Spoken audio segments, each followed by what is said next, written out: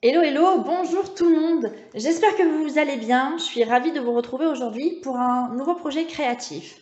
Alors, vous savez que en ce moment, je suis dans une grande tendance pliage, origami, ce que vous voulez. Et donc, surtout préparation de Noël ou des fêtes de fin d'année. Et je vous propose de réaliser avec moi aujourd'hui une jolie, je trouve, suspension ou petite boule que vous pourrez mettre dans votre sapin. Donc, vous allez voir, on va faire beaucoup de pliage. Ça va être assez facile si vous suivez bien les instructions. Le collage risque par contre d'être un petit peu plus pénible, mais enfin je suis certaine que vous allez y arriver tout à fait correctement. Je suis même certaine que vous en ferez peut-être 2 ou 3, histoire de mettre dans votre sapin, peut-être accompagné des cocardes que je vous ai proposées dernièrement. Pour réaliser ce projet, on va avoir besoin de 2 feuilles carrées. Donc pour ma part, j'ai pris des feuilles qui mesurent 15 sur 15 cm. Ce qui fait que la boule, vous voyez, est assez conséquente et prend une bonne place dans ma main. Néanmoins, comme elle est grosse, ça me permettra d'en faire un petit peu moins pour mettre dans mon sapin. Ces 2 carrés, je les ai pris avec les papiers de la collection Jardin d'Éden que j'aime beaucoup. Et vous savez que c'est les tons que je vais utiliser pour ma déco cette année. Donc, on est parti. Pour réaliser tous ces pliages et la boule, on va avoir besoin d'un plioir en os, de colle, d'un petit peu de ruban pour pouvoir ensuite attacher notre boule, d'une paire de ciseaux. Alors le ruban ou la ficelle, j'ai pris ce que j'avais, une petite ficelle pas trop large pour pouvoir nouer tout ça facilement. Et surtout un peu de patience et de bonne humeur. On est parti. Donc notre papier carré, on va venir le plier en deux dans un premier temps.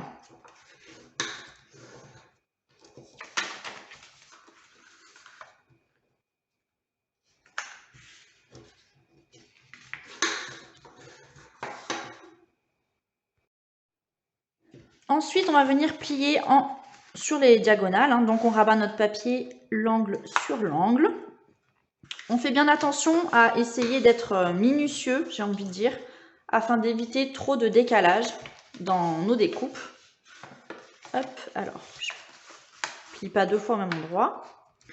Donc, en deux, en deux, en diagonale. De toute façon, à chaque fois, on fait ça des 2 côtés.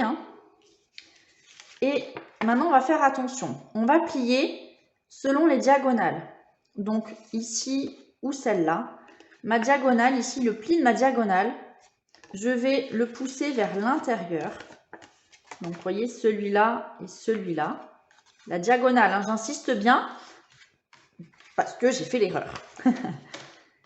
Et on va plier comme ça de sorte à avoir un carré.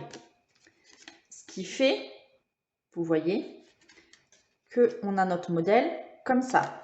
J'insiste une dernière fois, on plie au niveau de la diagonale. C'est la diagonale qu'on vient se faire, se toucher comme ça. Pour repasser un coup de plioir en os.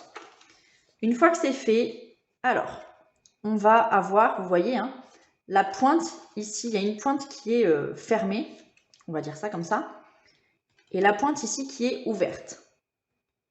Alors, j'insiste un peu, mais c'est important de le faire. La pointe qui est fermée, vous allez la mettre vers vous, ok? Et donc la pointe ici ouverte vers le haut. Et on va rabattre ici les côtés sur le pli du milieu. Donc je prends le premier, je vais l'amener jusqu'au milieu. Et avec mon plioir, je viens plier. Donc je fais ça d'un côté, de l'autre. Je l'amène jusqu'au milieu. Je maintiens avec mon index. Et avec mon plioir, je marque les plis. Et je fais la même chose de l'autre côté. Hop, alors, peut-être peaufiner un petit peu quand même.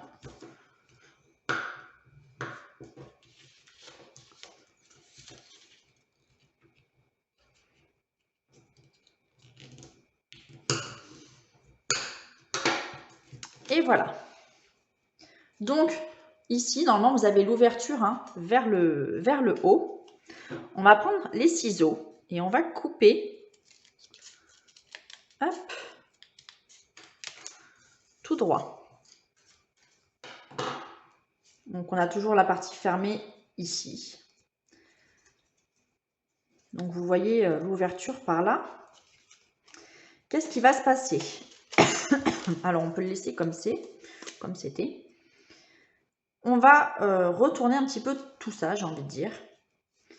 Vous ouvrez ici la première ailette.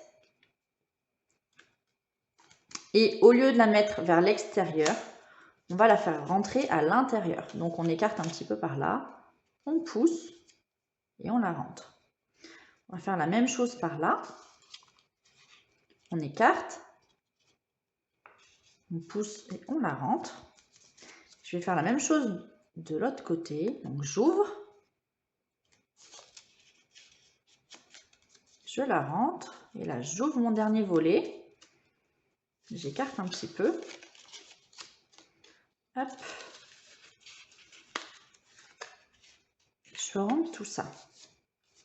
Ce qui fait qu'on se retrouve avec un triangle et les plis comme ceci. Je ne sais pas si vous voyez bien.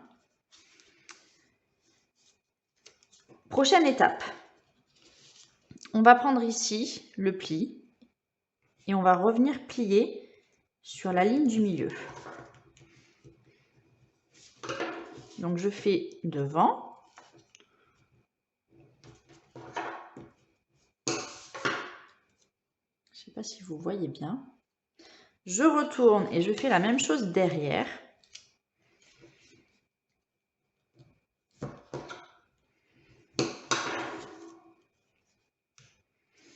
Alors déjà, c'est vrai qu'avec le papier à motif, c'est pas évident de bien voir.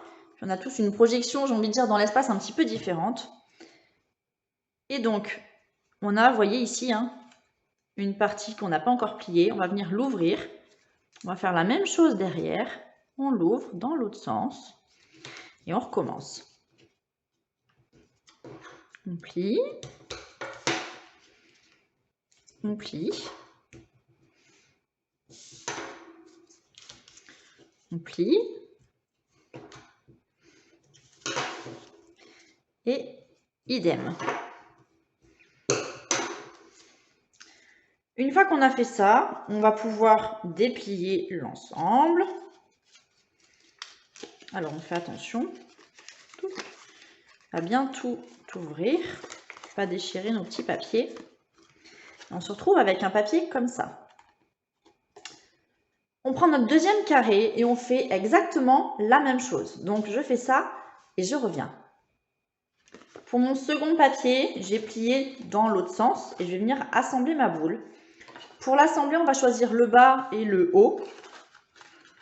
Pas d'importance, ça va être le haut pour moi. Dans le haut, on va venir faire un petit trou ici en haut, au sommet. Donc soit avec la pointe de votre outil touche à tout, soit avec une petite pointe de ciseaux, éventuellement une petite. Hein. Et on va venir faire passer un ruban ou une ficelle. Ce que je vous suggère éventuellement, c'est de faire un nœud comme ceci. On va découper un morceau. Donc vous avez plusieurs possibilités en fait. Hein. Moi je vais le faire comme ça. Et on va faire passer cette ficelle au milieu de notre trou. Donc il est important ou plus facile de prendre une ficelle fine et de ne pas prendre un gros ruban. Pourquoi je vous dis ça? Parce que plus le ruban va être gros, plus la ficelle va être difficile à faire passer à l'intérieur. Donc moi, je me simplifie un petit peu la tâche. Je mets ma ficelle comme ça. Je fais passer mon ruban à l'intérieur et je l'attrape derrière. Alors ma ficelle, la voilà. Je vais venir faire un nœud ici, de manière assez conséquente, de sorte que ça ne passe pas de l'autre côté. En tout cas en tirant. Alors, j'essaie quand même de vous montrer et de filmer de manière correcte. Hop. Pas du tout. Alors si je veux que ma ficelle ne s'en aille pas, je pense que le plus simple, c'est encore de mettre une petite perle en guise de déco. Ou alors, on va pouvoir coller ça éventuellement avec un morceau de double face.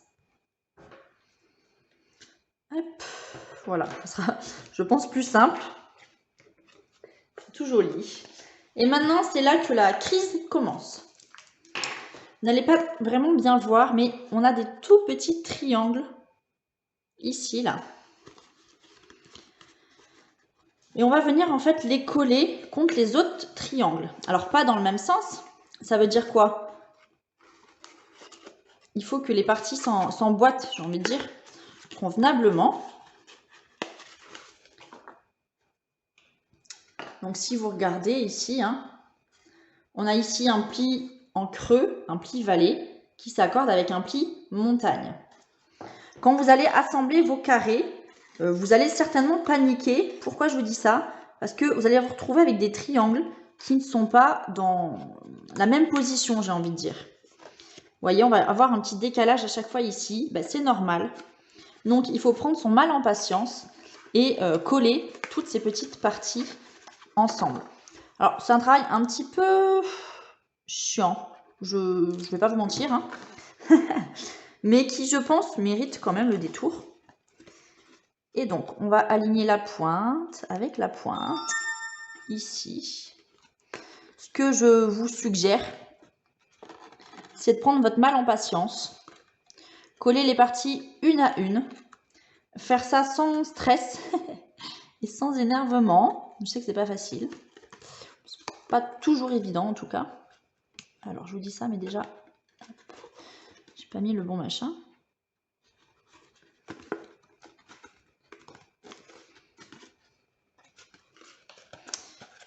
Et en fait, hein, une fois que vous les pliez, alors je ne sais pas quelle est la bonne technique, je ne sais pas d'ailleurs s'il existe une technique de collage meilleure qu'une autre ou pas. En tout cas, voilà, je pense qu'il faut savoir être patient et coller nos parties ensemble, hop, au fur et à mesure. Attendre que la colle s'imprègne bien, ce qui fait que vous pouvez vous faire un petit thé, choisir quelques petits gâteaux. Et entre chaque gorgée de thé, pourquoi pas rajouter un point de colle et passer à l'étape suivante.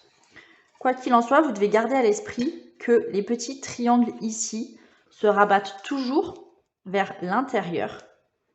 Il faut que vous puissiez coller votre boule.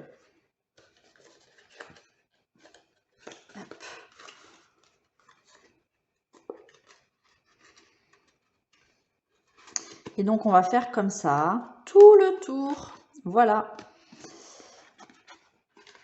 Je continue un petit peu avec vous et on finira ensuite hein, chacun dans notre coin, si je puis dire.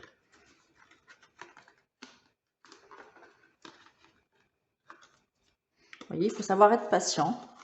Donc, on aura une jolie boule à la fin.